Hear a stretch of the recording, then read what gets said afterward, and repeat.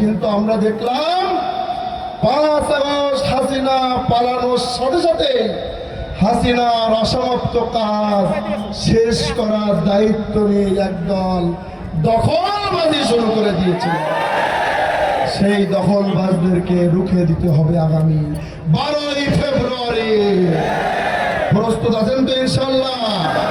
এত বেশি চাঁদাবাজি, টেন্ডারবাজি, দখলবাজি করেছে, ক্ষমতায় আসার আগেই পতন হয়ে গেছে। আমরা স্বপ্ন দেখেছিলাম একটি নতুন বাংলাদেশের, যে স্বপ্ন বাস্তবায়িত হয়েছিল 34শে আগস্ট। কিন্তু আমরা সেই নতুন যখন স্বপ্ন দেখা শুরু করেছিলাম, তখন একদল নতুন করে সেই পূর্বপুরুষের ন্যায় নতুন করে দখলবাজ, জুলুমবাজ, হত্যাকারী নতুন ভাবে আবির্ভূত হওয়ার মাধ্যমে আমাদের সেই অগ্রযাত্রাকে থামিয়ে দিতে চায়। চাঁদাবাজ এই সমস্ত কাজ থেকে বিরত থাকতে হবে।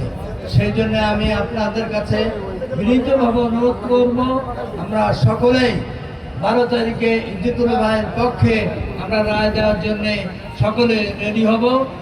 লুটপাট, চাঁদাবাজি, দুর্নীতি দমন করেনি, বরং এটাকে তারা উৎসাহিত করেছে, লালন পালন করেছে। আজকের বাংলাদেশে এই দুর্নীতি, চাঁদাবাজ, সন্ত্রাস যদি দমন করা যায়, এই বাংলাদেশ দক্ষিণ পূর্ব এশিয়ার শ্রেষ্ঠ জনপদে পরিণত হতে পারে। বাংলার মানুষের ভাগ্যের উন্নয়নের জন্য, দুর্নীতি মুক্ত বাংলাদেশ গড়ার জন্য বিদেশি অ্যাম্বাসেডরগণ ইউরোপ, আমেরিকা থেকেও সাউথ আসছে। জামাত ইসলামী ব্যতীত বাঙালি জাতির এই মুহূর্তে আর কোন আশ্রয়স্থল নাই।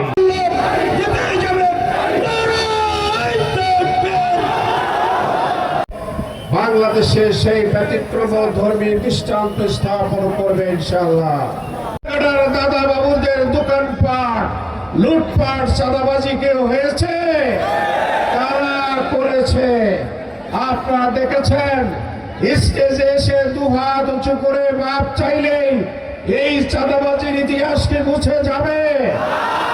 সমাজ, ছাত্র সমাজ যেভাবে ইচ্ছামের পক্ষে রায় দিচ্ছে, আগামী 12ই ফেব্রুয়ারি এই পাড়া কর্নারের ময়দানে ওই ইচ্ছামের পক্ষে এই সমাজ রায় দেবে ইনশাআল্লাহ।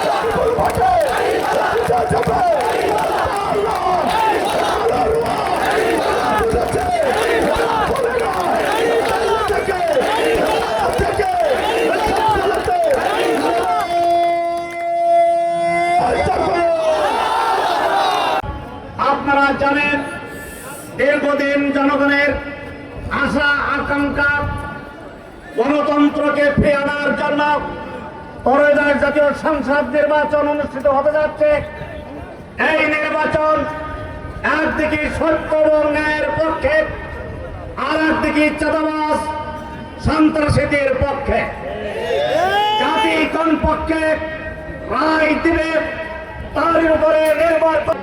অতীতের ইতিহাস, 54 বছরের স্বাধীনতা যুগে 30 বছর ক্ষমতায় ছিল আওয়ামী লীগ, 15 বছরের ক্ষমতা বিএনপি, 9 বছরের ক্ষমতা জাতীয় পার্টি। তারা এর জাতিকে দুর্নীতি, সন্ত্রাস, দলীয় স্বজন প্রীতি ছাড়া অন্য কিছু দিতে পারে না। 2001 সালে বাংলাদেশ জামাত ইসলামী জোটগতভাবে নির্বাচন করে 17 জন এমপি, 2 জন মন্ত্রী পাওয়ার ফলে 3টি মন্ত্রণালয় পরিচালনার মাধ্যম দিয়ে তারা রাষ্ট্র পরিচালনায় দক্ষ এবং সততার পরিচয়তে সক্ষম হয়েছে।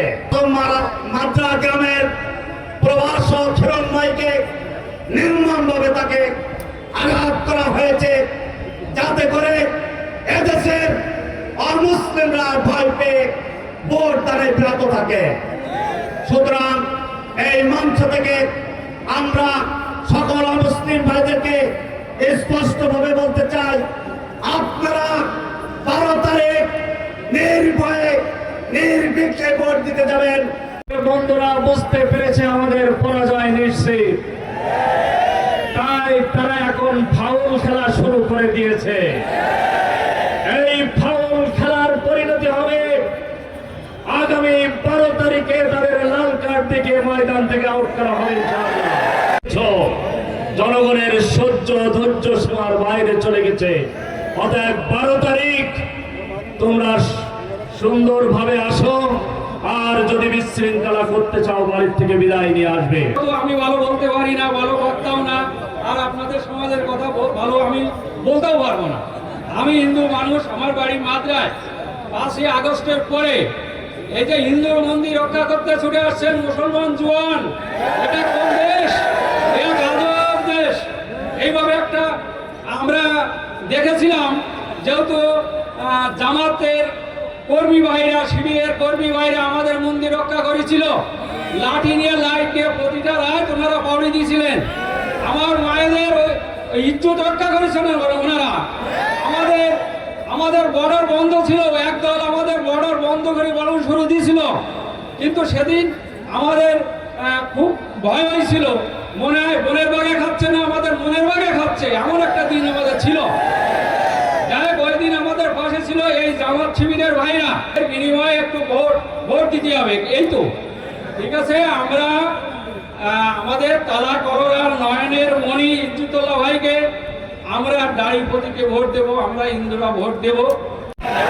কি করে মানুষ কামড়ায়, আমাদের বন্ধুদের অবস্থা ঠিক তাই হয়েছে, এখন কামড়াতে শুরু করেছে।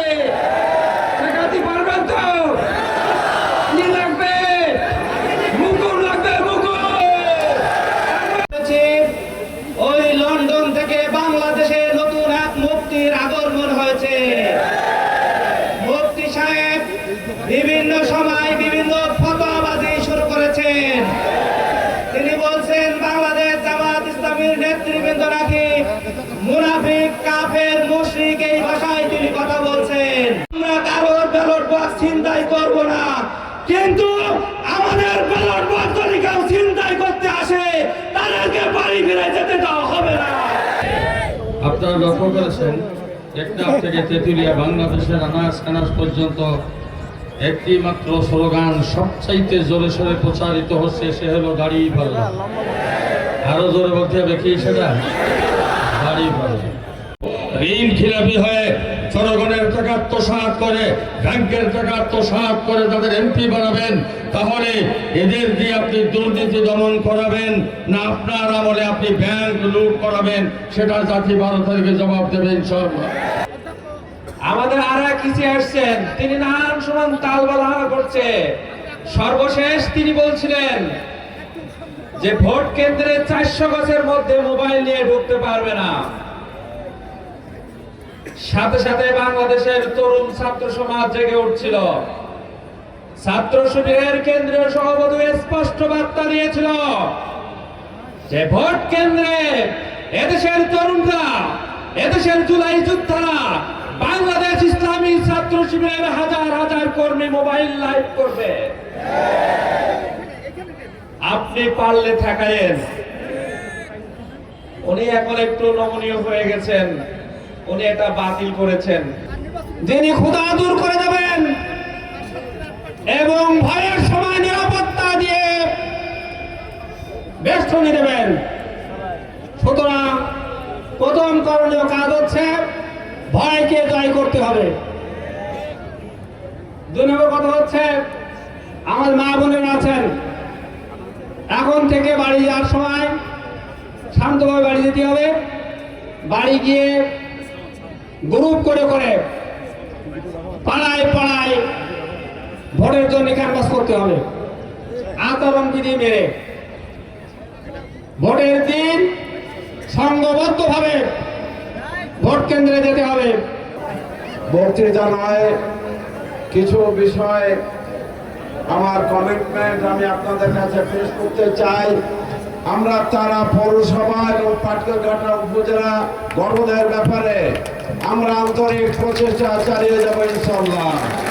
দুর্নীতি মুক্ত করার ব্যাপারে সর্বাত্মক সহযোগিতা, সর্বাত্মক প্রচেষ্টা চালানো হবে। এই উপজেলা তালা এবং পলারোয়ার জলবদ্ধতা নিরসনে প্রচেষ্টা চালানো হবে। রাস্তাঘাট কার্পেটিং করার জন্য প্রচেষ্টা চালানো হবে। প্রিয় ভাইরা আমার, আমাদের নারী সমাজকে আগামী দিনের বাংলাদেশে ইনশাআল্লাহ জামায়াত ইসলামী যদি সরকার গঠন করতে পারে, তাহলে আমাদের নির্বাচন ইশতেহারে ঘোষণা করা হয়েছে যে নারীদের অধিকার, নারীদের নিরাপত্তা রক্ষার জন্য এবং সর্বোপরি নারী মন্ত্রী, কয়েকটা ডিপার্টমেন্টের নারী মন্ত্রী করা হবে। প্রিয় ভাই এবং বোনেরা, তারা করোয়ায় ব্যবসায়ীরা, হিন্দুরা, তাদের জন্য আর 5ই আগস্টের পরবর্তী যে কঠিন পরিস্থিতি, তাদের সম্পদ লুট করা হয়েছিল, টাকা পয়সা লুট করা হয়েছে, এটা আর করতে দেওয়া হবে না ইনশাআল্লাহ। পাটকেলঘাটায় উপজেলা করার পাশাপাশি পাটকেলঘাটে একটা হাসপাতাল করার ক্ষেত্রে ইনশাআল্লাহ আমরা ভূমিকা রাখবো।